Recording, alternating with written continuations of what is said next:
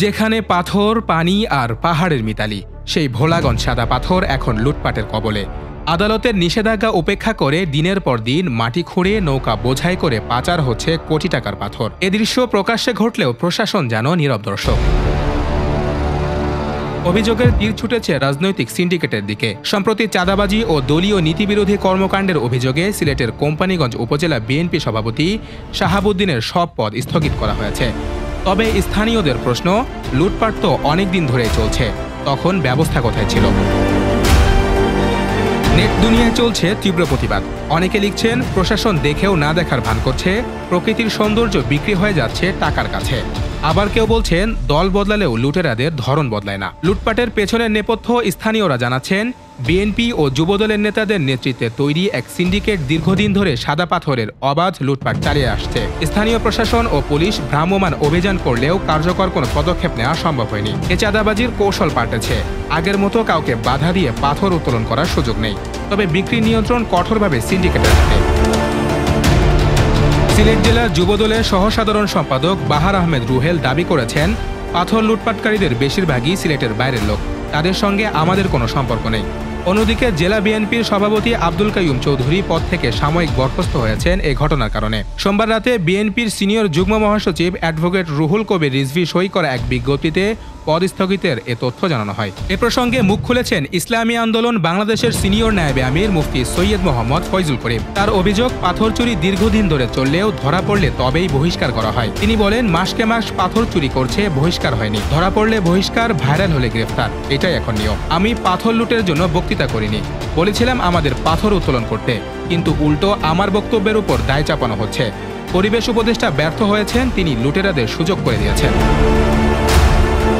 স্থানীয় প্রশাসনের বক্তব্য, ম্যাজিস্ট্রেটের নেতৃত্বে অভিযান হচ্ছে এবং পুলিশ সহযোগিতা করছে, কিন্তু জনবল ও সম্পদের অভাবে পুরোপুরি নিয়ন্ত্রণ করা সম্ভব হচ্ছে না। কোম্পানীগঞ্জ থানার ভারপ্রাপ্ত কর্মকর্তা উজায়ের মাহমুদ আদনান বলেন, আমরা চেষ্টা করছি, তবে পুলিশ একা কিছুই করতে পারছে না।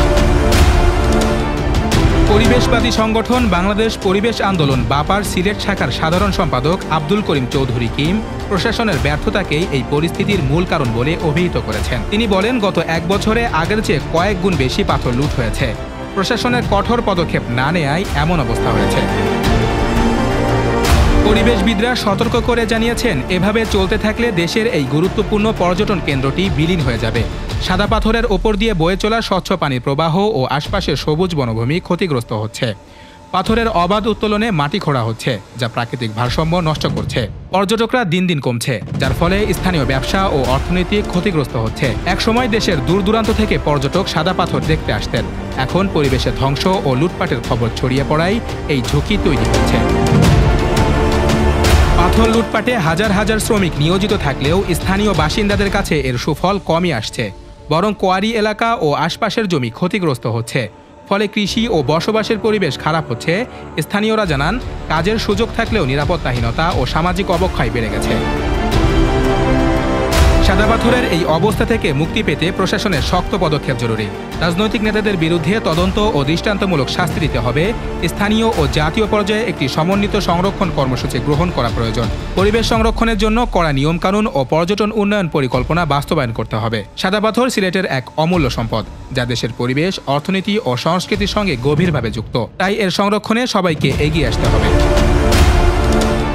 সাদা পাথরের লুটপাট শুধু পরিবেশ ও অর্থনৈতিক ক্ষতির কারণ নয়, এটি দেশের একটি ঐতিহ্যবাহী পর্যটন কেন্দ্রের বিলুপ্তির সংকেত বহন করছে।